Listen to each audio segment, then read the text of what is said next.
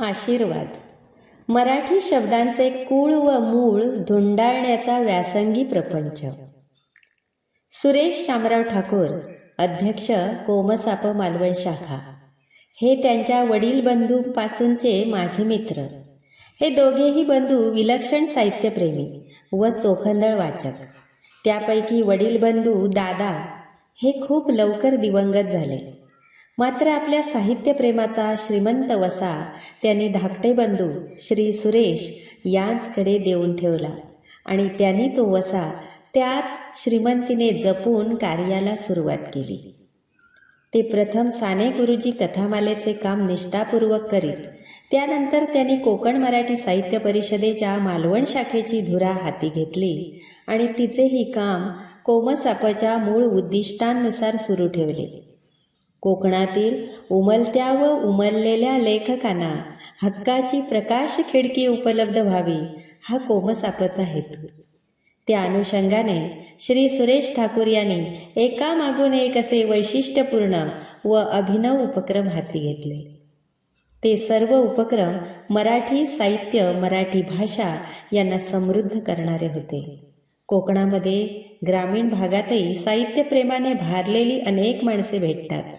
त्यांचे साहित्यप्रेम कारणी लागावे यासाठी सुरेश ठाकूर त्यांना लिहायला लावतात.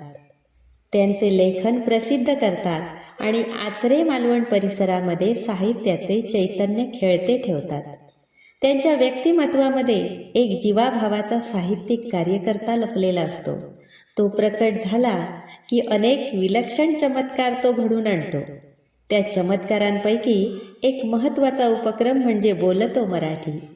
शालेय विद्यार्थ्यांपासून त्यांचे पालक, कुटुंबीय यांना आपल्या मातृभाषेची ओळख अधिक जवळीकीने व्हावी या हेतूने सुरेश ठाकूर यांनी बोलतो मराठीद्वारे आपल्या परिसरातील अनेक साहित्यप्रेमींना लेखनासाठी, मौखिक अभिव्यक्तीसाठी प्रोत्साहन देऊन साहित्य सेवेसाठी उद्युक्त केले. हे कार्य मला फार मोलाचे वाटते. प्रस्तुतचा शब्दांच्या पलीकडले हा आगळा वेगळा ग्रंथ म्हणजे सुरेश ठाकूर यांच्या मराठी भाषेवरील निस्सीम प्रेमाचे, व्यासंगाचे आणि अभ्यासाचे मूर्तिमंत प्रतीक आहे. मराठी भाषा ही शब्द, अर्थ, वाच्यार्थ, लक्षार्थ, मौखिक म्हणी, वाक्प्रचार, द्व्यर्थी शब्द, संस्कृत, फारसी, उर्दू भाषेतील शब्द यांनी अत्यंत समृद्ध आणि श्रीमंत आहे. अभिव्यक्तीसाठी ती कुठेही अडत नाही. ज्ञान, माहिती, विज्ञान, साहित्य, कला, इतिहास, बखरी या सर्व शाखांमध्ये ती लालित्याने विहार करते. 18व्या-19व्या शतकामध्ये इंग्रजी भाषेतील उपयुक्त शब्दांचाही यथोचित स्वीकार करून मराठीने आपले शब्दवैभव आणि अर्थसमृद्धी खूप विकसित केली. या मराठीचे पाईक म्हणून श्री सुरेश ठाकूर यांनी तिचे कुळ आणि मूळ शोधण्याचा अभिनव प्रयत्न केला. त्यातून या पुस्तकाची त्यांनी निर्मिती केली. उदाहरणार्थ, तलगे हा शब्द. कोंबडीच्या लहान पिल्लांना कोकणात तलगे म्हणतात.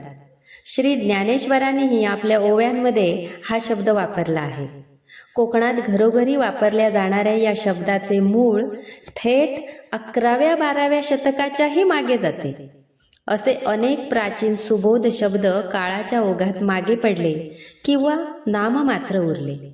मात्र मौखिक वापरात महाराष्ट्रभर त्यांचा उच्चार व उपयोग आजही केला जातो. ग्रांथिक जगात फारसे न आढळणारे पण मौखिक वापरात घरोघरी आढळणारे या मराठी शब्दांचे कुळ व मूळ धुंडाळण्याचा व्यासंगी प्रपंच श्री सुरेश ठाकूरांसारख्या ग्रामीण कोकणातील एका अभ्यासकाने यशस्वीपणे करावा याचे मला साहित्यिक म्हणून अप्रूप वाटते व मित्रवर्य सुरेश ठाकूर यांच्या पाठीवर शाबासकीची थाप मारावीशी वाटते. यातच त्यांच्या प्रयत्नाचे सार्थक आले. कोकण मराठी साहित्य परिषदेची दिंडी घेऊन निष्ठेने साहित्य पंढरीची वाट चालणारे श्री सुरेश ठाकूर यांचे अभिनंदन, शुभेच्छा आणि वडीलधारेपणाचे आशीर्वाद. मधु मंगेश कर्णिक.